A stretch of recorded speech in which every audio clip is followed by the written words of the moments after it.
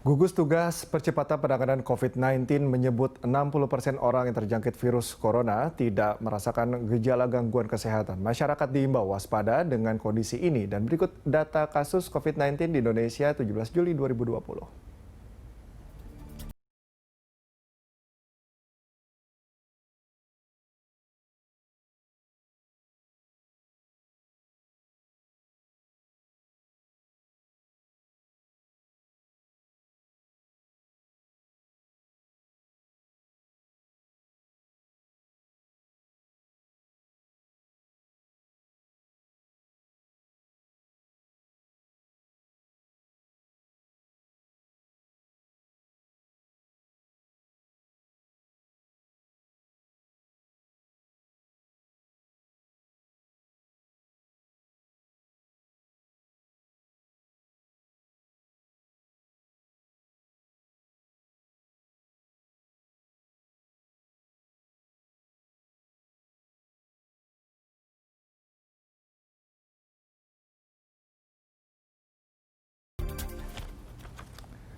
Kita lanjutkan perbincangan pemirsa. Saya mau ke Profesor Zubairi. Prof. Zubairi, ini kalau di negara tetangga atau negara lain ini sudah mencapai ke puncak begitu ya, sedangkan Indonesia pun belum, tapi kurvanya terus meningkat. Ini kalau dari pandangan Prof. Zubairi ini bagaimana dengan situasi Indonesia saat ini juga dengan kebijakan-kebijakan yang sudah dikeluarkan?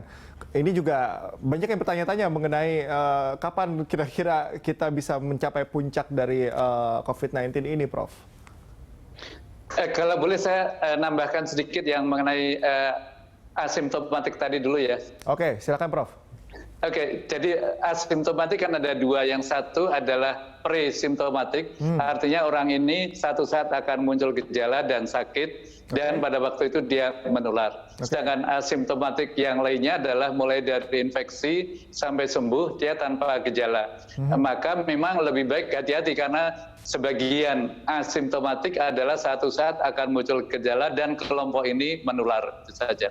Sedangkan mengenai kapan kita mencapai puncak, itu memang tidak mudah untuk menjawab karena ini selain terkait dengan perilaku virusnya juga terkait dengan perilaku manusia, dengan human behavior yang seringkali nggak bisa diduga. Jadi itu dan seringkali melanggar aturan-aturan protokol kesehatan. Karena itu memang tidak mudah. Namun bisa dikatakan demikian. Kalau kita melihat yang yang pesimis dulu, itu misalnya Amerika sekarang sudah 3,5 juta lebih. Kemudian Brazil sudah menembus 2 juta. Kemudian India sudah menembus 1 juta. Dan Brazil itu 1 juta yang kedua itu ditembus dalam waktu kurang 1 bulan. Jadi dalam waktu 1 bulan meningkat 1 juta di Brazil. Tentu data yang lain kalau katakanlah kalau untuk Korea Selatan, kemudian Malaysia, kemudian Singapura, kemudian New Zealand itu relatif mulai stabil. Namun ternyata tempat-tempat yang stabil itu kemudian muncul klaster-klaster baru. Itu terjadi baik di Leicester di Inggris maupun di beberapa tempat di Spanyol sehingga diberlakukan pengetatan kembali. Jadi memang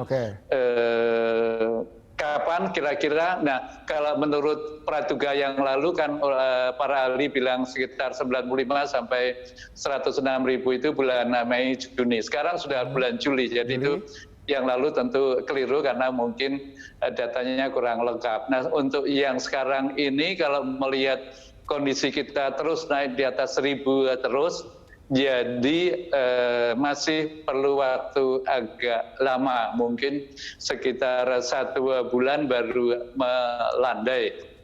Sedangkan kapan akhirnya, nah itu jauh lebih lama lagi.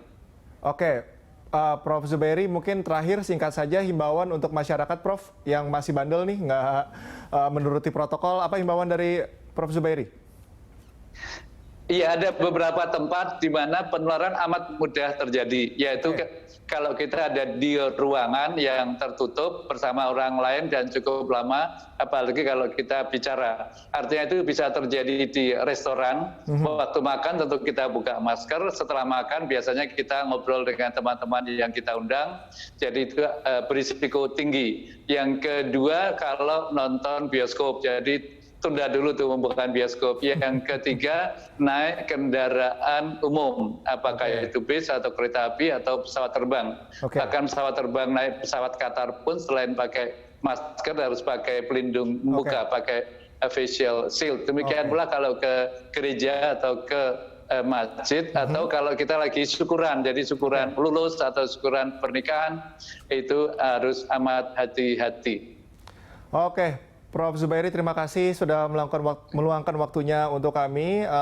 Tetap jaga kesehatan, Prof. Dr. Syahrizal, tadi disebutkan Prof. Zubairi nih, 1-2 bulan.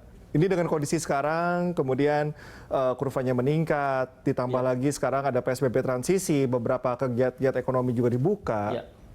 Sepakat, Dok, dengan penilaian dari Prof. Zubairi tadi?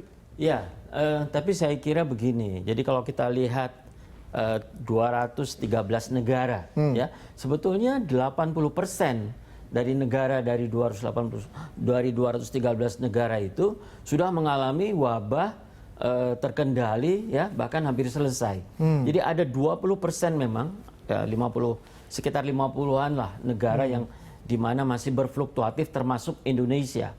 Ya, saya ingin sampaikan ada 6 negara terbesar di dunia. Di situ ada Cina 1,4, lalu India, di bawahnya ada Amerika, di bawahnya ada Indonesia, Pakistan dan Brazil. Mereka yang 5 ini di luar Cina, ya, ini sebetulnya memberikan kontribusi 51% dari, bayangkan, 6 negara berkontribusi terhadap 51% seluruh kasus seluruh dunia. Ya, ini memang penyumbang terbesar ini. Nah, Indonesia sayangnya berada di dalam itu, ya. Saya sih tidak berharap udah pasti kita akan melewati Cina karena sedikit lagi, ya. Nah, situasi ini memang situasi yang dilematis. Dalam penanggulangan COVID-19 tidak ada yang ajaib, ya. Itu lockdown adalah ideal, standar ideal. PSBB adalah esensial. Nah, saat ini kita masuk dalam situasi era normal adaptasi ini adalah standar yang minimal. Jadi udah nggak bisa ditawar lagi. Pakai masker, jaga jarak, kebersihan tangan itu sudah tidak bisa ditawar. Nah, inilah dilema kita antara ekonomi dengan upaya kita memotong rantai penularan. Jadi pesimis nih 1-2 bulan, Dok, sebetulnya? Saya bukan hanya itu, tapi kita perlu perhatian ada 10, saya ingin memberi perhatian, ada 10 provinsi yang memerlukan prioritas. Pak Presiden menyatakan 8, saya bilang 10. Yang tidak disebut Pak Presiden itu adalah Bali dan Sumatera Selatan.